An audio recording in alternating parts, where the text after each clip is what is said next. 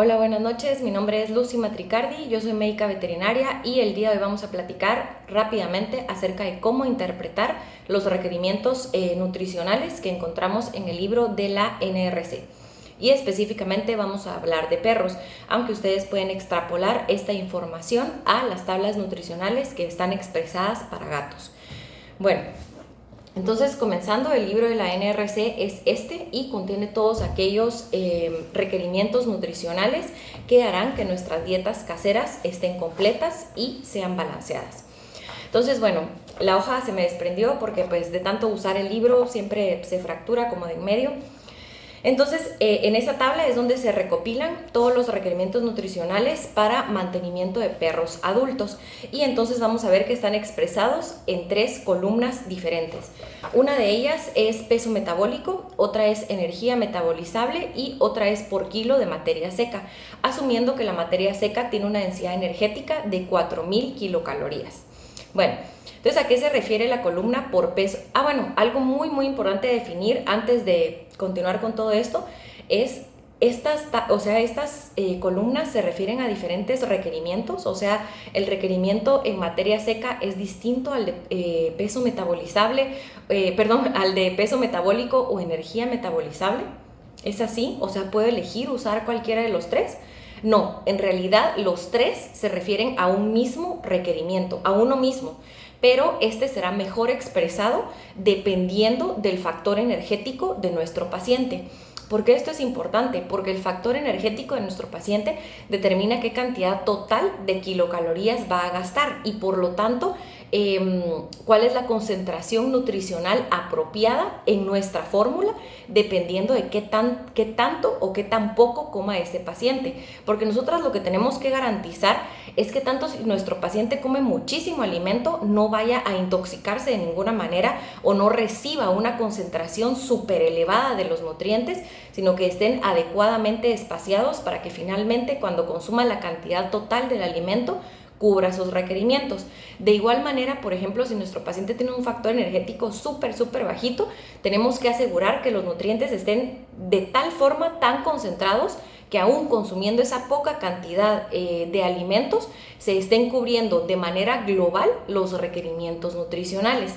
Entonces, bueno, el peso metabólico o los requerimientos por peso metabólico precisamente son adecuados para aquellos pacientes que consumen o que tienen factores energéticos menores a 130, mientras que los requerimientos por energía metabolizable, entiéndase por cada 1000 kilocalorías, son adecuados para pacientes que tienen un factor energético mayor a 130 y en los cuales la densidad nutricional no tiene que ser tan súper empaquetada, sino que puede ser un poco más separada y de manera global al consumir toda esta cantidad de kilocalorías, pues el paciente va a estar cubriendo sus requerimientos nutricionales siempre y cuando los nutrientes estén en la cantidad que indica este libro por cada 1000 kilocalorías.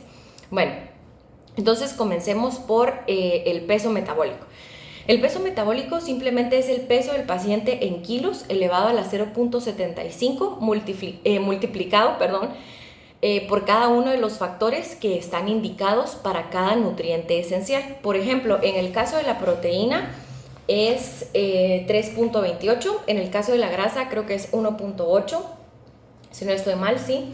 En el caso de peso metabólico, ¿verdad?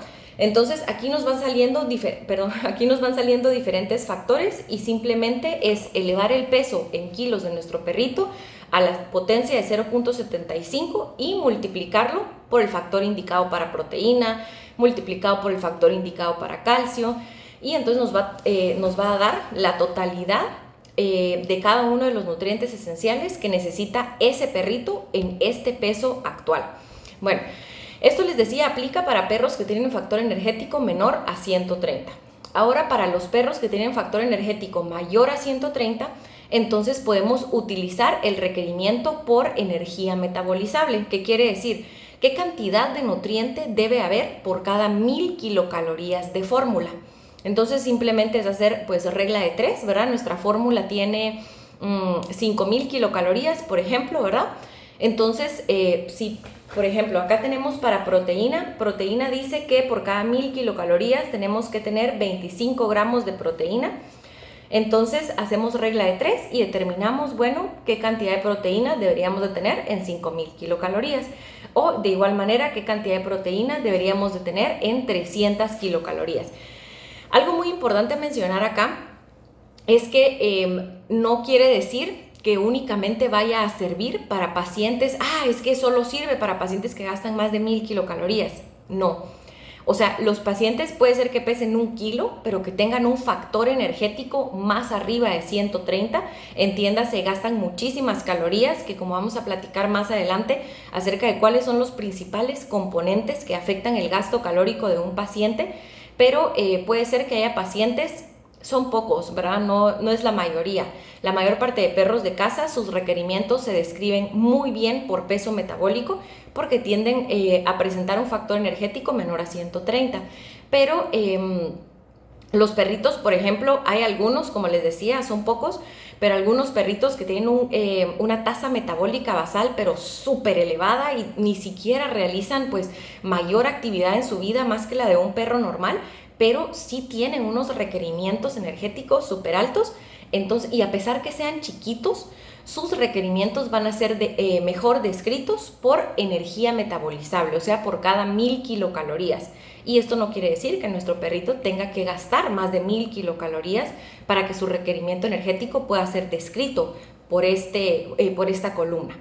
Bueno, tampoco quiere decir que, por ejemplo, si nuestro perrito, es que es un labrador y gasta 1200 kilocalorías, por ejemplo, y pesa 30 kilos, entonces automáticamente podemos usar este requerimiento. No, si el factor energético de nuestro perrito es menor a 130, entonces, y si utilizamos este requerimiento por energía metabolizable, lo más probable es que nuestro perrito termine obteniendo menor densidad nutricional de la que realmente necesita, porque su requerimiento es mejor expresado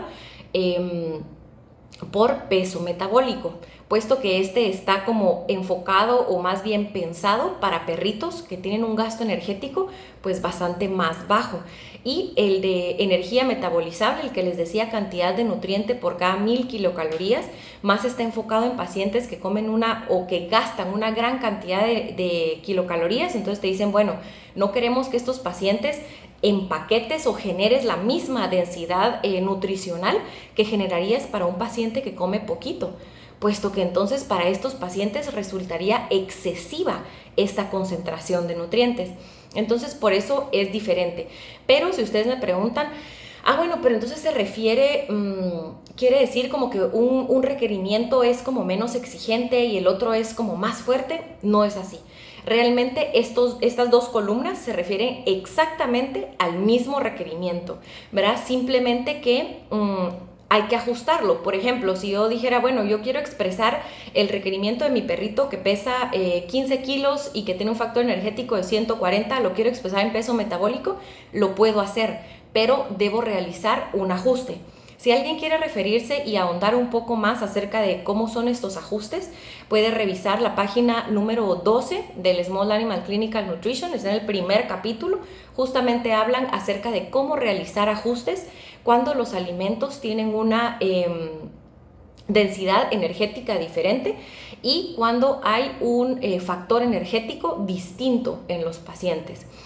Entonces, ya saben, estos requerimientos se refieren exactamente al mismo requerimiento. O por ejemplo también, si dijéramos, pero es que yo quiero expresar el requerimiento de mi perrito que tiene un factor energético de 90 y lo quiero expresar en energía metabolizable, ¿qué va a pasar? O sea, por cada 1000 kilocalorías, como les decía, muy probablemente termine consumiendo menos de lo que necesita, a menos que realicemos el ajuste.